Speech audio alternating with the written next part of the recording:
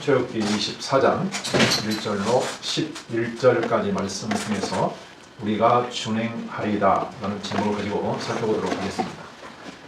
드디어 이제 신의 산 언약이 공식적으로 체결되는 장면이 등장합니다. 오늘 저희가 살펴볼 내용이 바로 여호와 하나님과 이스라엘 자손과 신의 산에서 거룩한 언약을 맺는 공식적인 행사 장면입니다. 짧지만 오늘 이 언약을 세우는 공식적인 어떤 행사를 통해서 하나님에 대해서 다시 한번 살펴보기를 원합니다.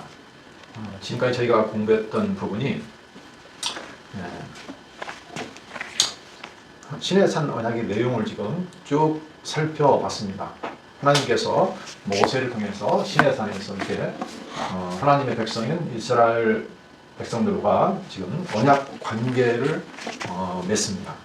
그 내용이 출애굽기 19장 1절부터 24장 11절 오늘까지 해서 언약을 수립하는데 이것은 사랑의 언약이다 이렇게 말씀드렸습니다. 다시 말하면 이스라엘 자손들이 세상의 모든 민족들이 있지만 하나님의 거룩한 백성으로서 하나님과 관계를 맺는 그런 중요한 내용입니다.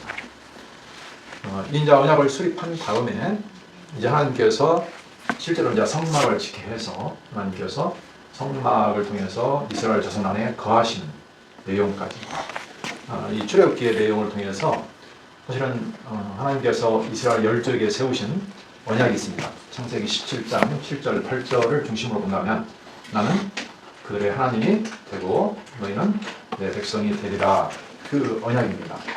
하나님과 이스라엘이 관계를 맺고 하나님이 그들의 하나님이 되시고 이스라엘에서는 그 하나님의 백성으로서의 관계를 맺는다는 거죠. 그 언약을 지금 이루시기 위해서 모세를 통해서 애굽에서 건져내시기도 하시고 또 모세를 통해서 시내산에서 하나님께서까지 언약 백성의 그 거룩한 법, 하나님의 율법을 쭉 말씀해 드리고 우리가 이 언약을 가지고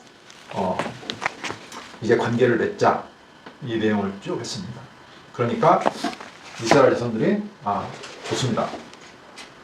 오늘 제목처럼 우리가 하나님께서 말씀하신 모든 말씀, 언약을 우리가 다 준행하겠습니다. 행하겠습니다. 이렇게 약속을 합니다. 이렇게 약속을 하니까 이제 공식적으로 우리가 언약을 맺었다 하는 행사를 하는 거죠. 그 내용입니다. 그래서 이스라엘 열조에게 세우신 언약대로 하나님의 나라, 하나님이 통치하는, 하나님이 다스리시는, 하나님이 왕이 되시는 그 나라를 만드시고 다른 말로 하면 하나님께 속한 거룩한 백성, 하나님만 사랑하고 경외하고 섬기는 그 거룩한 백성이 되는 아주 중요한 장면이죠. 이 언약을 통해서 이제 이스라엘 사람들은 하나님의 거룩한 백성으로서 아이로 말하면 이제 출산이 되는 겁니다. 태어나는 거죠. 출산이 됩니다. 그래서 또 다른 말로 하면 이제 하나님과 이스라엘 백성이 동거하는 겁니다. 그렇죠? 하나님의 거처가 되는 거죠. 이스라엘 사람들은. 그래서 우리가 하나님의 집이다 이렇게 말을 합니다.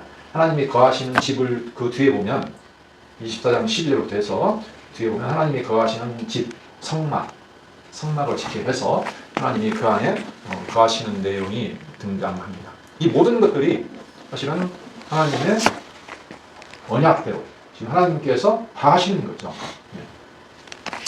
이렇게 보시면 되겠습니다. 자, 오늘 언약 수립을 하는데 마지막 이제 언약의 공식적인 체결식입니다. 오늘 내용은 아주 간단하다고 볼 수 있습니다. 크게 보면은 제일 먼저 뭐를 하냐면 하나님께서 언약을 선포하시죠. 내가 너희와 맺을 언약은 이것이다. 선포를 하시고 그러니까 이스라엘 사람들이 그래요? 우리가 그 언약을 다 준행하겠습니다. 행하겠습니다. 라고 순종할 것을 서약을 합니다. 그래 그러면 우리 언약서를 낭독하고 제사를 드리고 피를 흘려서 언약을 맺습니다. 그리고 그 이스라엘 자손들이 물론 여기서는 그 대표자들이 나와서 하지만 실제로는 이스라엘 전체를 하나의 상징하는 것이기 때문에 이스라엘 자손들이 하나님을 실제로 보고 먹고 마시는 장면까지 나옵니다. 이건 굉장히 놀라운 일이죠. 자, 그러면 오늘 내용을 한번 살펴보면서 의미를 한번 우리가 생각해 보도록 하겠습니다. 자, 24장 1절로 3절에 보시면 이제 상호간에 서로 합의가 됩니다. 그죠? 네. 아니, 둘이 언약을 맺는데 서로 합의가 안 되면 언약이 성립이 안 되죠. 그렇죠? 네. 그러니까 너도 좋고 나도 좋다. 나도 서로 합의가 돼야 언약을 맺습니다. 자, 24장 1절에 보시면 또 모세에게 이르시되 앞에서 지금 저희가 살펴봤던 부분이 뭐냐면 언약의 결론적인 내용이었습니다. 지난 시간에. 그렇죠? 하나님께서 십계명, 그 다음에 법규, 율례라고 하는 법규를 쭉 말씀하셨습니다. 그리고 최종적으로 그 언약의 결론적인 부분은 무엇이다? 지난 시간에 제가 공부했죠. 하나님이 약속, 내 사자, 내 위엄, 왕을 보내서 내가 네 앞서서 너희를 인도하고 보호하고 승리하고 내쫓게 해주시겠다. 그러니까 내 사자의 말을 잘 청종하고 거역하지 말고 다른 신과 언약하지 말고 우상을 제거하고 오직 여호와만 섬기라. 그렇죠? 그러니까 지금 언약의 총체적인 결론을 지금 말해주는 내용이었다고 했습니다. 그런데 너희가 그걸 잘 지키면 하나님이 대적과 싸워 주시고 그 다음에 양식, 물, 모든 질병도 걸리지 않도록 해주시고 그 다음에 아이도 잘 낳도록 해주시고 또는 장수, 네가 가지고 있는 그러한 그 수완이잖아요. 오랫동안 장수까지 이렇게 약속을 해주셨습니다. 그러나 다른 신과 언약하거나 그렇게 되면은 내가 너희 허물을 죄악을 용서치 않을 거예요. 그리고 그것이 너희가 올무가 돼서 나를 떠나게 되는 나의 진노를 받는 하나의 올무가 된다. 이렇게 복과 경고를 해주셨습니다. 이게 그러니까 시내산 언약의 전반적인 마무리, 결론적인 내용이었습니다. 또 그때 이제 나오는 말이 또죠. 또 모세에게 이르시되 너는 아론과 나답과 아비후와 이스라엘 장로 70명과 함께 여호와께로 올라와 멀리서 경배하고. 이제 하나님께 나오라는 겁니다. 서로 언약 당사자가 나와야죠. 사실은 이스라엘 자손이 전체가 나가야 되지만 그 수백만 명이 나갈 수는 없죠. 그래서 대표자 모세, 아론, 나답과 아비후, 그 다음에 이스라엘의 대표적인 장로 70명이 함께 여호와께로 올라와 멀리서 경배하고 너 모세만 여호와께 가까이 나와. 그러니까 모세가 이제 대표죠. 그들은 가까이 나오지 말며 백성은 너와 함께 올라오지 말지니라. 백성은 올라오지 말라. 그렇죠? 대표자만 올라오라. 3절 모세가 와서 여호와의 모든 말씀과 그의 모든 율례를 지금까지 선언하셨던 하나님의 계명, 법규 이런 모든 율례를 백성에게 전하며 그들이 한 소리로 응답하여 이르되 여호와께서 말씀하신 모든 것을 우리가 준행하리라. 아주 담대하게 말하죠. 우리가 말씀하신 모든 것을 다 준행하겠습니다. 지키겠습니다. 이렇게 말하죠. 이스라엘 백성으로서는 그때는 당연하다. 지킬 수 있다. 이렇게 생각했겠죠. 그러니까 이제 4절부터 8절까지는 이제 그 언약의 내용을 다시 한번 확인해야 할 거 아닙니까? 그렇죠. 우리가 어떤 언약을 냈는가, 언약서, 그 언약이 기록된 그 책, 그걸 낭독하고 이제 제사도 지내고 피를 흘려서 확증하는 내용이 나옵니다. 4절 모세가 여호와의 모든 말씀을 기록하고 여기는 그러니까 뭐 계명, 율례, 법규 이런 것들이 들어가 있겠죠. 기록하고 이른 아침에 일어나 산 아래에 제단을 쌓고 이스라엘 12지파대로 12기둥을 세우고 이스라엘 자손 청년들을 보내어 여호와께 소로 번제와 화목제를 드리게 하고 제일 먼저 뭐라냐면 제단을 쌓습니다. 그 다음에 12기둥을 세웁니다. 그렇죠? 제단은 무엇을 상징할까요? 자, 여기 제단이 있고 12기둥 그렇죠? 제단과 12기둥을 세우고 이스라엘 자손의 청년들을 보내어 여호와께 소로 번제와 화목제를 드리게 하고 이 제단에서 뭘 드리냐면 제사를 드립니다. 번제와 화목제를 드립니다. 6절 모세가 피를 가지고 자 제사를 드리면 짐승이 희생이 됩니다. 피를 흘리죠. 그 피 나오는 그 피를 가지고 반은 여러 양푼에 담고 반은 제단에. 자, 제사를 드리면 이게 이제 피의 제사인데 이 피를 반절은 제단에다 뿌리고, 자, 이쪽 제단에다가 반절, 반은 여러 양푼에 담았습니다. 그 다음에 언약서, 지금까지 기록한 모든 말씀이 기록된 언약서를 가져다가 백성에게 낭독하여 듣게 하니 그들이 이르되 여호와의 모든 말씀을 우리가 준행하리라. 네. 또 한 번 말하죠. 백성들이 여호와의 모든 말씀을 우리가 준행하리라. 언약서를 다시 한번 확인해 들었습니다. 확인했고 또다시 백성들이 우리가 준행하겠습니다. 이렇게 말을 합니다. 8절 모세가 그 피를 가지고 백성에게 뿌리며 이르되, 그 피는 어디에 있던 피일까요? 네, 양푼에 담았겠죠. 제단에 뿌린 걸 또 뿌릴 수는 없으니까. 자, 그러니까 제단과 백성, 그죠? 백성. 자, 이 백성. 12기둥은 이스라엘 자손들을 상징하는 거잖아요. 12지파. 그죠? 12기둥은 이스라엘 자손을 상징하는 겁니다. 그러니까 제단과 백성에게 피를 반절로 딱 나눠서 붓습니다. 그냥 피를 갖다가 제단에다만 뿌려도 되는데 이것을 백성과 제단에다 나눠서 반절로 나눠서 뿌립니다. 언약의 피니라 이렇게 선언을 합니다. 그러니까 이제 언약이 지금 어떻게 했다는 겁니까? 네, 공식적으로 맺어졌다. 그렇죠? 네, 계약이 성립되었다라는 거죠. 네. 근데 이 언약이 성립할 때 피로써, 피를 뿌려서 확증을 했죠. 여기서. 그렇죠? 네. 그래서 이 언약이 분명히 책임이 누구에게 있습니까? 하나님과 이스라엘 백성에게 있다는 거죠. 양쪽에다 뿌렸습니다. 그래서 예전에 그 피를 뿌린다는, 피는 곧 생명이라고 했잖아요. 레위기 17장인가 보면 나오는데 피는 곧 생명이다. 그죠? 피를 흘리면 곧 생명을 해하는 것이다. 그래서 피를 흘리지 말라 그런 말도 있고, 그래서 피는 굉장히 어떤 엄숙한 겁니다. 사람의 생명처럼 소중한 것이 없습니다. 그러니까 피를 뿌렸다는 것은 우리의 언약이 정말로 엄중하고 생명을 걸고 지켜야 할 언약이다. 이런 의미를 갖고 있죠. 그렇죠? 그리고 피가 양쪽에 뿌려 있죠. 피를 통해서 어떻게 됩니까? 두 사람 사이가 하나가 된 거예요. 언약 관계가 된 겁니다. 그렇죠? 이제 하나님과 이스라엘은 서로가 뭐가 됩니까? 이 피를 통해서 하나가 되는 거예요. 하나. 다시 말하면 이제 연결이 되는 거예요. 너희는 내 백성, 나는 너희 하나님. 그렇죠?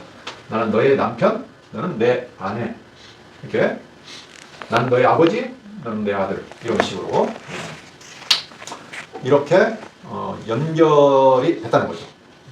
그래서 이 언약으로 맺어진 하나의 관계가 형성됐다. 이런 의미를 가지고 있습니다. 그래서 피가 아니면, 그리고 또 한 가지가 있죠. 피는 누군가가 희생을 해서 피를 흘렸기 때문에 이것은 속죄의 의미를 가지고 있습니다. 속죄.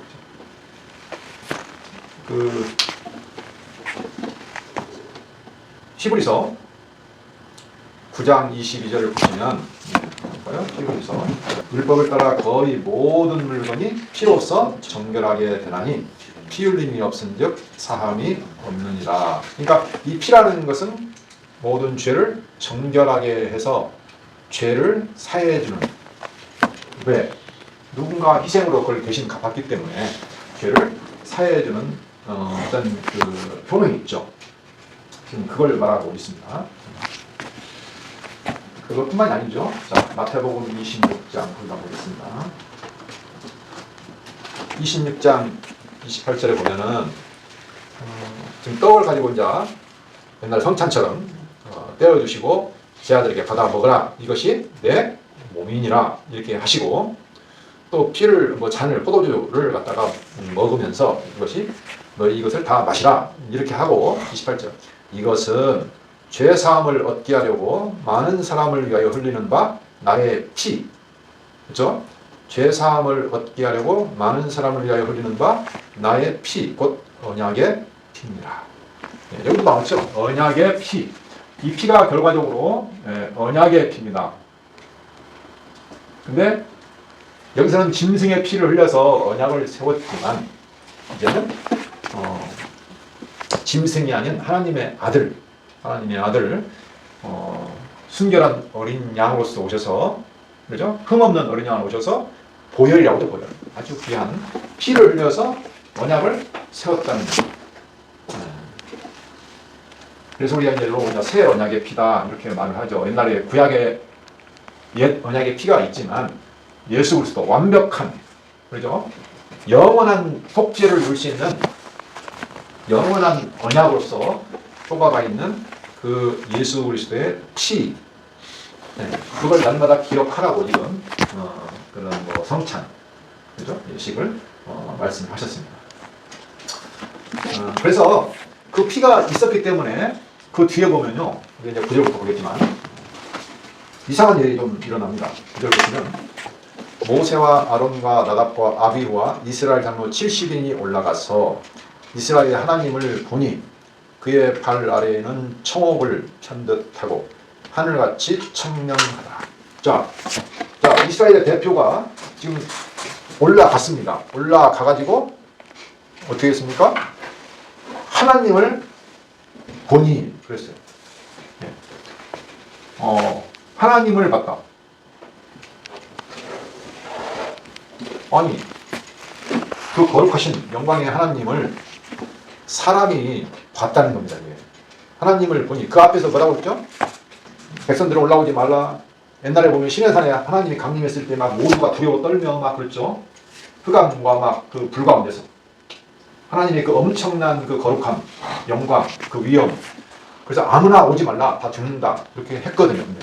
그런데 오늘 내용을 보시면 그들이 올라가서 이스라엘 하나님을 보니 그의 발 아래는 청옥을 편듯하고 하늘같이 청명하더라. 하나님의 그 청옥, 맑고 청명, 맑고 깨끗하죠. 하나님의 무엇을 상징할까요? 빛 대신 하나님, 그렇죠?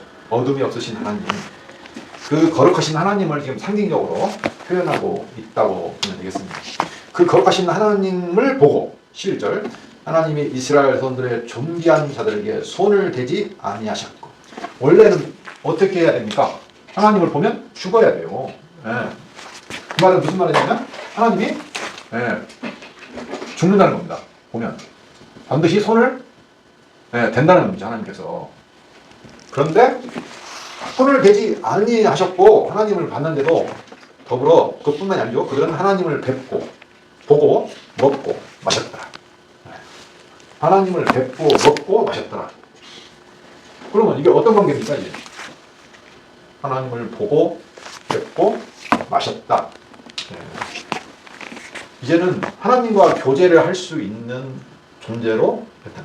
왜냐하면 그 앞에 속죄가 있었거든요. 이 피, 그죠? 제사가 있었죠. 그러니까 구약 시대의 하나의 예표와 모형으로 보여주신 거지만 그리스도의 흘리신 피 안에서 사실은 그 새 언약의 피를 흘리심으로 말미암아 이제 우리 교회가 어떻게 됩니까? 하나님을 보고 뵙고 또 뭐죠? 뵙고 먹고 마실 수 있다는 거죠. 그때보다 더 온전하게. 그때는 하나의 예표와 모형이니까 불완전합니다. 이것은. 근데 완벽한 그 그리스도의 피로 말미암은 언약이기 때문에 우리는 이제 더 친밀하게, 완벽하게 하나님과 교제할 수 있는 관계가 되었다는 의미죠. 우리가 하나님을 보고 뵙고 마시고 먹었다. 예수님께서 그런 말을 많이 하셨죠. 나는 하나님 안에 있고 하나님은 내 안에 있고, 그렇죠? 근데 거기다 누굴 초청했습니까? 저희를 초청했죠. 그렇죠? 그래서 너희도 나와 하나 되어서 하나 되게 하려 함이니라. 요한복음 17장에 보면 그게 아주 적나라하게 굉장히 길게 나와 있습니다. 그러니까 이제는 아주 친밀한 관계, 친밀한 교제할 수 있는 관계. 아버지와 아들, 남편과 아내, 그죠? 그 완벽한 관계가 되었다는 거죠. 이건 사실은 놀라운 거죠. 이렇게 해서 하나님과 이제 언약을 맺었습니다. 그래서 이스라엘 백성은 이게 어떤 백성입니까? 한마디로 말하면 하나님과 연합된 존재. 그죠? 하나님과 하나가 되잖아요. 하나님이 그게 바로 무슨 의미입니까? 나는 그들의 하나님이 되리라. 그죠? 너희는 내 백성이 되리라. 그죠? 내 백성. 근데 이 백성이 하나님은 거룩하신데 하나님은 거룩하신데 백성이 거룩하지 않으면 교제가 같이 못 있잖아요. 죽여야 하잖아요. 예를 들면 손 대한단 말입니다. 그래서 이 거룩한 백성을 만드는 것이 아까 말한 것처럼 피죠. 피 제사. 아까 제단도 나왔습니다. 제단. 그렇죠? 제사, 제단, 또 피를 좀 제물 드셔야죠. 제물. 그렇죠? 이걸 통해서 이게 가능하다는 겁니다. 그래서 우리도 우리로서는 안 되는데 이 제사를 통해서 피를 통해서 하나님과 연합할 수 있는 존재가 됐다. 실제로 이제 우리 안에는 눈에 보이지는 않지만 예수님께서 가시면서 내가 너에게 약속한 아버지에게 약속한 보혜사 성령을 보내줄 거야. 그렇죠? 그가 너희를 인도할 거야. 그 전에는 하나님께서 사자를 보내서 그렇죠? 앞에서 그렇죠? 내 사자를 보내서 내가 너희를 앞서서 너희를 인도할 거야. 보호하고 승리케 할 거야 했지만 지금은 앞서가는 정도가 아니라 아예 우리 안에 거하시죠. 성령이. 그죠? 우리가 성령의 전이라고 하나님의 집이라고 거처라고 했기 때문에 하나님이 이제 성령으로 우리 안에 아예 거하시는 겁니다. 그래서 그 성령이 우리를 인도하고 보호하고 또 싸워서 승리하게 하고 대적을 쫓아내게 하고 약속의 땅까지 가게 하신다는 거죠. 잘 안 보이니까 우리는 이제는 옛날에는 겉으로 보이는 형식으로 보여졌습니다. 이게 이제 모형이라고 해요. 모형. 이스라엘 백성과 하나님과의 관계는 사실은 모형으로 보여진 겁니다. 근데 진짜 실체는 우리의 속 사람, 속 마음, 그렇죠? 그래서 이제 신비에 새겼다 그런 말도 나오고 그게 새 언약입니다. 그렇죠? 우리 마음 가운데 보이지 않는 내면에서 이 전쟁. 그렇죠? 성령이 지금 우리를 인도하고 보호하고 싸워서 승리하게 하십니다. 우리의 육체가 사실은 하나의 대적으로 보시면 옛사람, 그죠? 유괴물. 이건 옛사람의 습관이 그대로 남아 있습니다. 그렇죠? 대적이거든요. 이것을 성령이 우리 안에서 진리 가운데서 어떻게 합니까? 옛사람을 날마다 죽이고 새 사람을 새로 나게 하시죠. 그렇죠? 그 싸움을 지금 하고 계십니다. 그래서 최종적으로는 승리케 하신다는 거죠. 그때나 지금이나 똑같이 하나님이 이 일을 해 가십니다. 그게 곧 하나님의 나라의 일이시죠. 자, 이렇게 해서 저희가 언약을 공식적으로 체결하는 장면을 살펴봤습니다. 근데 문제는 이 체결된 그 언약을 통해서 하나님이 사실은 이제 그 가운데 거하시는 거죠. 그 뒤에 내용을 보시면 24장 11절부터 40장 38절까지 보면 실제로 이제 하나님께서 두 증거판을 모세에게 주십니다. 이건 이제 언약이 이루어졌다는 하나의 증거의 개념이고, 그죠? 그리고 뭘 하시냐면 바로 성막을 지켜 하십니다. 성막을. 왜냐? 하나님이 분명히 그들의 하나님이 되고 내 백성이 되게 하신다고 했는데 그러면 그들 가운데 거하셔야 되잖아요. 근데 죄인인 이스라엘 백성이 어떻게 하나님과 거할 수가 있습니까? 그래서 성막을 지키게 하십니다. 그래서 20장 11절부터 40장 38절까지 이렇게 마지막까지 성막에 대한 지켜 하십니다. 성막의 그런 설계도를 쫙 보여주시고 실제로 성막을 지켜 하시고 거기서 어떻게 제사를 드리고 제사장은 무엇을 하고 어떤 기구를 만들고 해가지고 전부 다 하나님께서 보여주신 대로 그대로 만들게 하셔요. 그리고 마지막에 보면 하나님이 그 가운데 정확하게 거하십니다. 아주 결정판이죠. 이게 절정입니다. 그렇게 해서 이스라엘 열적에 맺으신 언약을 이뤄주세요. 그런데 문제는 그 하나님은 언약대로 그렇게 이루어 주셨는데 이스라엘 자손들은 하나님과 맺은 그 시내산 언약을 어떻게 했습니까? 못 지켰어요. 못 지켰어요. 다 잊어버리고 언약의 핵심은 하나님만 사랑하라는 겁니다. 나는 여호와니까 다른 신은 언약하지 말고 나만 섬기라. 모든 우상을 제거하라 했는데 이스라엘 자손들은 배부르고 힘다시니까 다 하나님 잊어버리고 언약을 깨뜨려 버렸습니다. 그게 이스라엘 역사의 내용입니다. 전체로. 그러니까 물론 그 역사가 아담도 그랬죠. 그렇죠?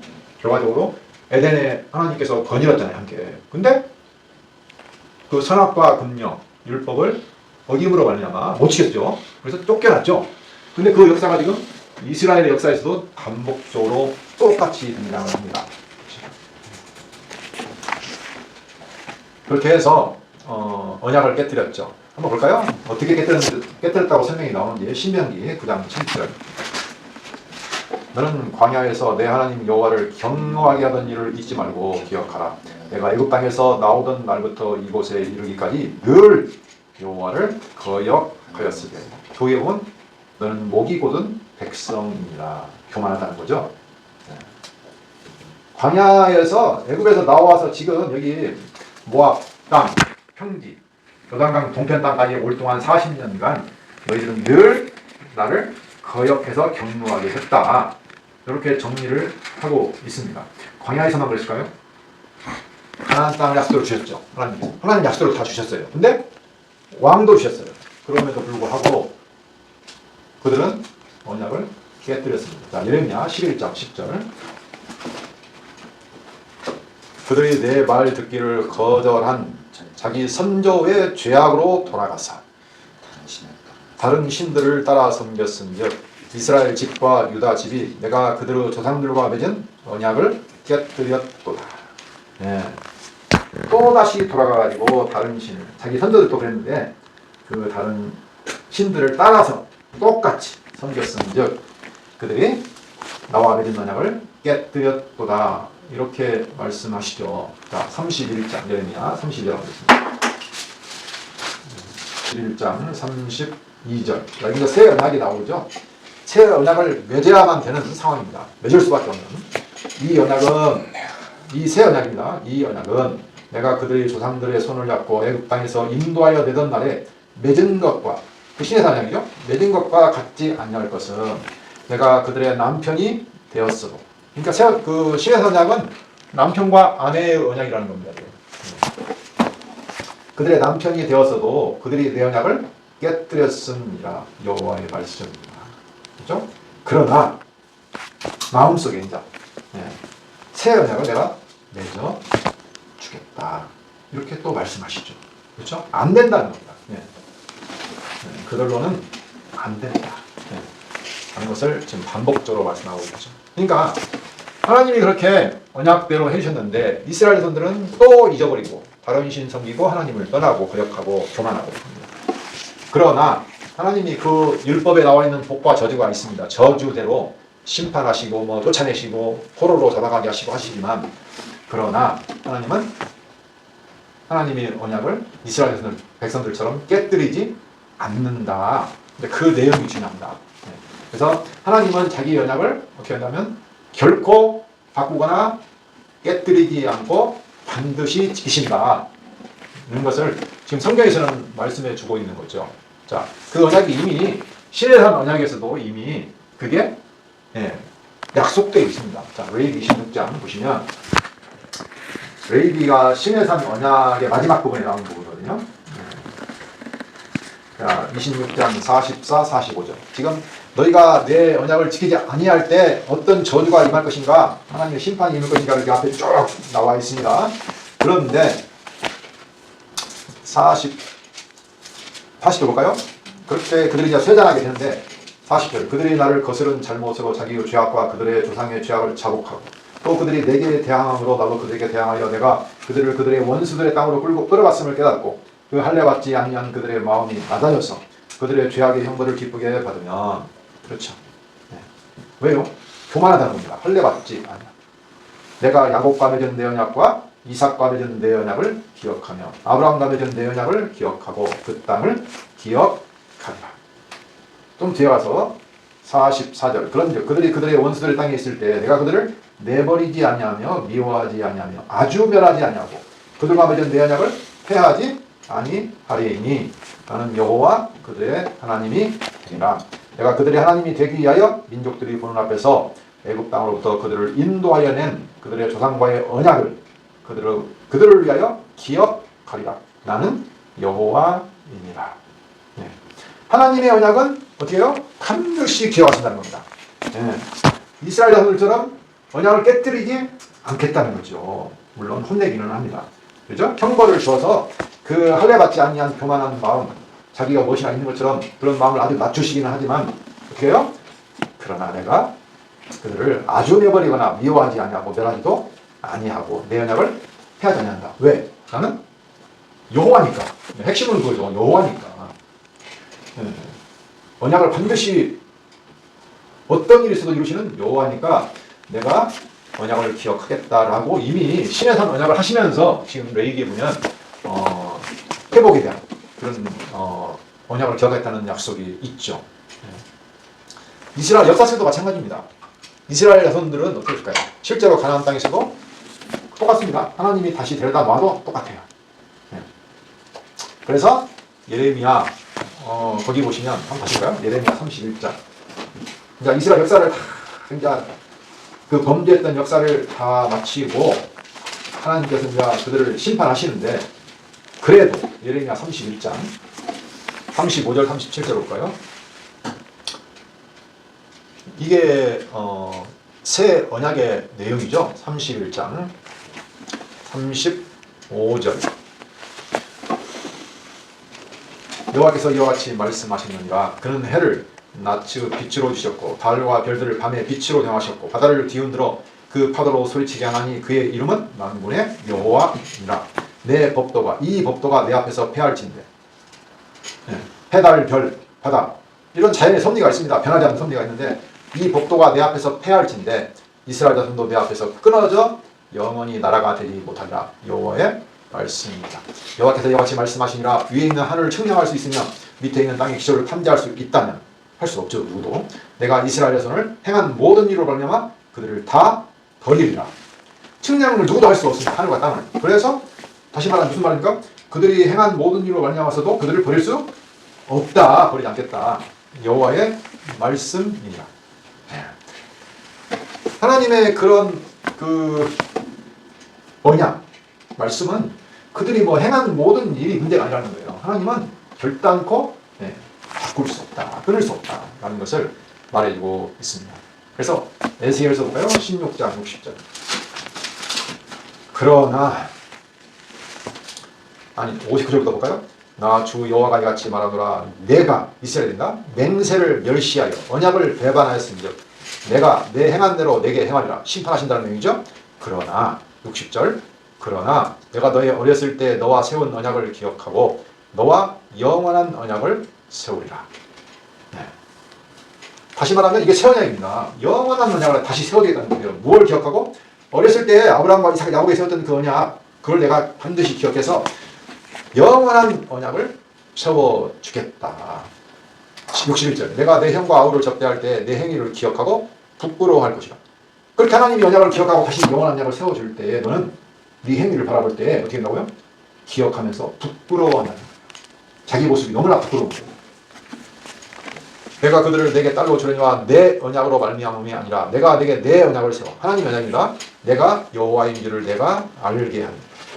이게 언약을 세워서 이루어주는 유일한 목적은 내가 여호와인 줄을 알게 하는 것. 이게 성경의 가장 근원적인 주제고 목적이죠. 이는 내가 내 모든 행한 일을 용서한 후에 하나님이 다 용서해요. 네. 아무리 약한 일을 해도 용서한 후에 내가 기억하고 놀라고 부끄러워서 뭘 기억해요? 자기의 그런 죄악된 모습, 그 타락한 모습을 기억하고 놀라고 부끄러워서 다시는 입을 열지 못하게 하려 합니다. 네. 한마디로 말하면 하나님, 이스라엘은 행위로 보면 완전히 처참하죠. 그다할 것 없는데 하나님은 어떻게 해요? 그 언약을 끝까지 지키세요. 왜? 나는 여호와니까. 예, 이 여호와라는 이름이 그래도 중요합니다. 여호와가 곧 구원이고 여호와가 곧 우리의 소망이고 우리가 영원히 찬송할 이름이죠. 여호와를 아는 것, 그 영원한 영생이라는 것은 유일하신 참 하나님 여호와와 그의 보내신 자 예수 그리스도를 아는 것이니라. 요한복음 17장 3절에 보면 영생에 대해서 그렇게 말했습니다. 이 여호와라는 이름 안에 그리고 그 약속을 이루기 위해서 보내신 그리스도 예수를 아는 것 안에 뭐가 있기 때문에 영원한 생명이 주어지기 때문에 우리의 죄에도 불구하고 연약함에도 불구하고 그 여호와의 영광을 우리가 알게 하신다는 겁니다. 자, 결론적으로 우리 성도들의 삶을 한번 생각해 봅니다. 우리는 이제 뭐 아담의 역사, 이스라엘의 역사, 그다음에 이제 교회의 역사를 지금 보고 있죠. 그렇죠? 이게 다 서로 연결됩니다. 아담도 안 돼, 이스라엘도 안 돼. 누구로? 예수 그리스도 안에서만 된다. 그죠? 네. 하나님의 은혜로만 우리가 하나님의 아들 되고 하나님의 신부가 되고 하나님의 소중한 소유가 된다. 지금 그 내용이죠. 그러니까 우리가 받은 복, 그것은 우리가 아무것도 아닌데 우리는 죄인인데 사망의 존재인데 하나님께서 그 하나님의 영원한 언약대로, 그러니까 이 모든 역사 안에 뭐가 있습니까? 하나님의 영원한 뜻이 있죠. 그 이제 그리스도 안에서 하나님의 나라, 곧 영생이라고 하는데 이것이 지금 드러나 보여주는 거죠. 그래서 한마디로 말하면 우리가 하나님의 사랑하는 아들로 하나님이 삼았다는 겁니다. 사랑하는 아들로. 그래서 하나님의 그 생명, 영원한 생명을 하나님과 내가 연결해서 하나님의 생명이 어떻게 해요? 하나가 되니까 내가 영원한 생명을 누리는 거죠. 하나님의 나라라고 하고 하나님의 아들이라고 영원한 생명이라고 하는 거죠. 그것을 우리에게 선물로 주셨다는 겁니다. 그게 에베소 1장 3절 6절에 보면 잘 나와 있습니다. 그래서 우리는 이제 뭐가 됐습니까? 그 영원한 하나님의 은혜와 사랑을 해서 하나님의 자녀가 됐죠. 아들이 됐어요. 그래서 우리는 그 은혜의 영광을 찬송하며 살아가는데 그것도 참 행복한 일이죠. 그렇죠? 그 사랑을 알고 찬송하는 것도 행복한 일인데 거기를 지나서 이제는 하나님의 자녀의 행복에서 이제 어디로 갈까요? 진정한 행복은 하나님의 사도로 일하는 존재가 되는 겁니다. 자, 다시 말하면 이제 하나님의 보내신 받은 자, 사도. 하나님의 어떤 뜻을 이루기 위해서 보냈어요. 그게 뭐냐면 하나님의 일이에요. 하나님의 일을 하는 존재로 내가 선택받아서 쓰인다는 겁니다. 아니, 사람들은 세상에 태어나서 뭔 일을 해야 하잖아요. 그렇죠. 근데 무슨 일을 할까요? 날마다 아침에 일어나서 일하고 자고 일하고 자고 진짜 가치 있는 일을 하고 있을까요? 진짜 행복한 일을 하고 있을까요? 이 일을 어떤 일을 하느냐가 사람의 행복을 좌우합니다. 하나님께서 나를 하나님의 충성스러운 일꾼으로 삼아줬다는 거죠. 나를 보내주셨어요. 일단 그게 무슨 일일까? 가장 아름답고 가치 있는 일, 행복한 일, 그게 뭐냐면은 섬기는 일입니다. 그 복음을 어떻게 해요? 가난한 교, 아직 나와 하나 되지 않는 이웃이 있어요. 분명히 아직 드러나지 않는 사람도 있죠. 그것을 내가 받은 복음을 전함으로 말미암아. 복음 전하는 게 쉬운 게 아니죠. 내가 모든 걸 버려야 되는 거예요. 내가 가진 걸 나눠야 되잖아요. 그래서 그것을 위해서 나를 하나님께서 택해서 은사도 주시고 그 일을 쓰시는 거예요. 그래서 우리는 그 하나님의 보내신 사도로서, 일꾼으로서 그 복음을 증거하는 증인, 내 증인 되리라. 사도행전 1장 8절에 내 증인 되리라. 나는 삶을 살아가는 존재입니다. 그냥 하나님 알았으니까 좋아요. 그 다음부터는 그냥 내 마음대로 살게요. 편한 대로. 이거 아니라는 겁니다. 진정한 행복은 거기에 있지 않고 하나님의 일에 가장 가치로운 일에 내가 쓰임받는 귀한 그릇으로 산다는 것. 그건 그게 고난입니다. 고난이지만 아름다운 일을 할 수 있는 존재가 되는 거죠. 기도하고 마치도록 하겠습니다. 살아계신 하나님 아버지 감사합니다. 이 세상에서 헛된 일을 하면서 헛된 것을 추구하며 살아갈 수밖에 없는 어리석고 무지몽매한 저희를 부르셔서 하나님의 영원한 뜻을 알게 하여 주시고 그 은혜의 복음을 깨닫게 하시고 우리가 하나님의 자녀로서 하나님의 사랑받는 자녀라는 사실을 깨닫게 하시니 참으로 감사합니다. 내가 누구인지를 알게 됐다는 것, 나를 부르신 이가 여호와라는 사실, 그 놀라운 사실을 기억하고 감사하며 이 땅에서 이제 진정으로 아름다운 일, 가치로운 일, 행복한 일을 하며 살아갈 수 있는 저희에게 인도하여 주시옵소서. 예수 그리스도 이름으로 기도합니다. 아멘.